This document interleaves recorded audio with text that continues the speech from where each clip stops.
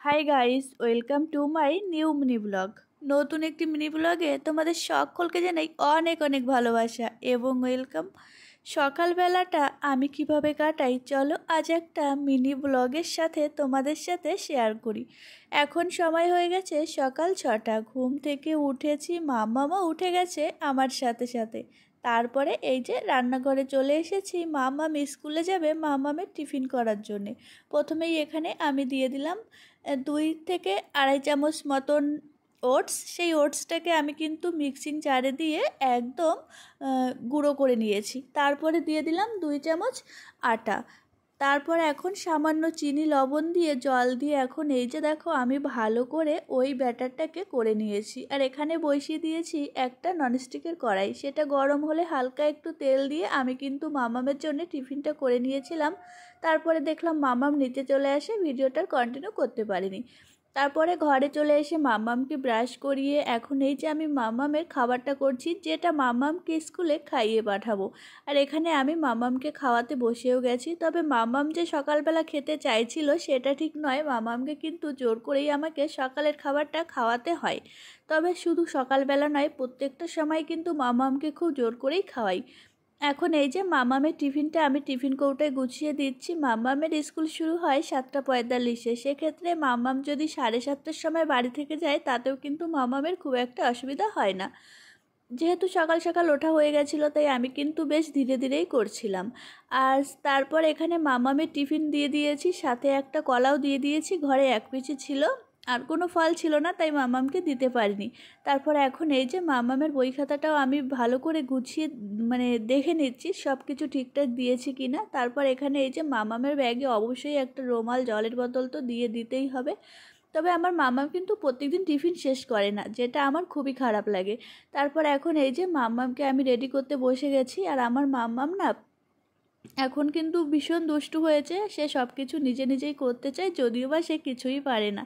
আর এখানে আমি আমার মাম্মামকে রেডি করছি। তারপর এখন আমি মাম্মামকে চুলটা বেঁধে দেব। আর মাম্মাম কিন্তু স্কুলে চলে যাবে মাম্মামের পাপার সাথে, যেটা মাম্মাম প্রত্যেক দিনই যায়। আমি মাঝে মধ্যে হয়তো বা মাম্মামকে আনতে যাই।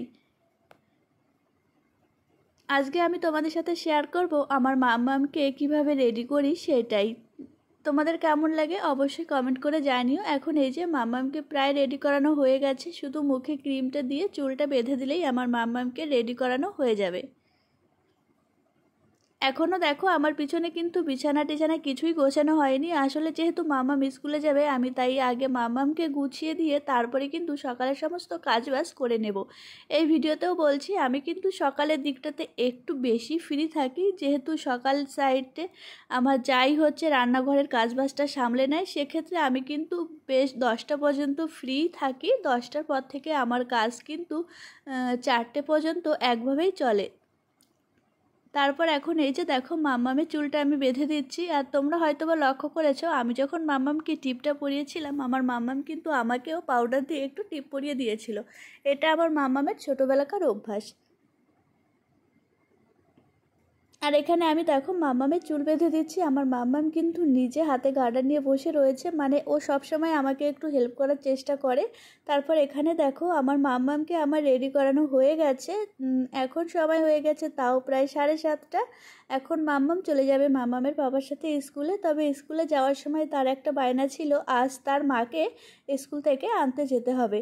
তারপরে এই যে আমি ঘরে বসে আমার কাজবাজ করছিলাম, হঠাৎ দেখলাম মামামের ভাই এসেছে। এই বাচ্চাটা কিন্তু অনেক বেশি দুষ্টু, তবে এত দুষ্টু বাচ্চা যে এত শান্তভাবে বসেছিল, তাই সেটাকে আমি ক্যামেরাবন্দি না করে আর থাকতে পারলাম না, তাই তোমাদের সাথেও একটু শেয়ার করলাম।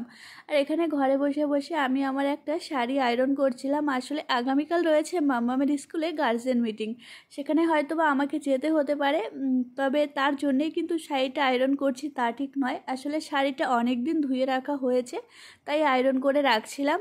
আসলে সব সময় না দোকানে পাঠানো হয় না, অনেক সময় দেখা যাচ্ছে বাড়িতে সব সময় পরার জন্য যে শাড়িটা থাকে সেটাও কিন্তু আমার মনে হয় না দোকানে পাঠানোর দরকার আছে। নিজে যেমন পারি সেইভাবে আয়রন করে নেওয়াটাও কিন্তু বেশ ভালো কাজ। তারপর এখানে দেখো শাড়িটাকে আমি একদম আয়রন করে ভাঁজ করে নিয়েছি। যাই হোক বন্ধুরা, আমার ভিডিওটি এই পর্যন্ত ছিল। তোমাদের কেমন লাগলো অবশ্যই কমেন্ট বক্সে কমেন্ট করে জানিও। দেখা হচ্ছে আগামীকাল অন্য কোনো মিনি ব্লগের সাথে। ততক্ষণ পর্যন্ত ভালো থেকো, সুস্থ থেকো, সাবধানে থেকো এবং এভাবেই আমাদের ভালোবাসা দিতে থেকো।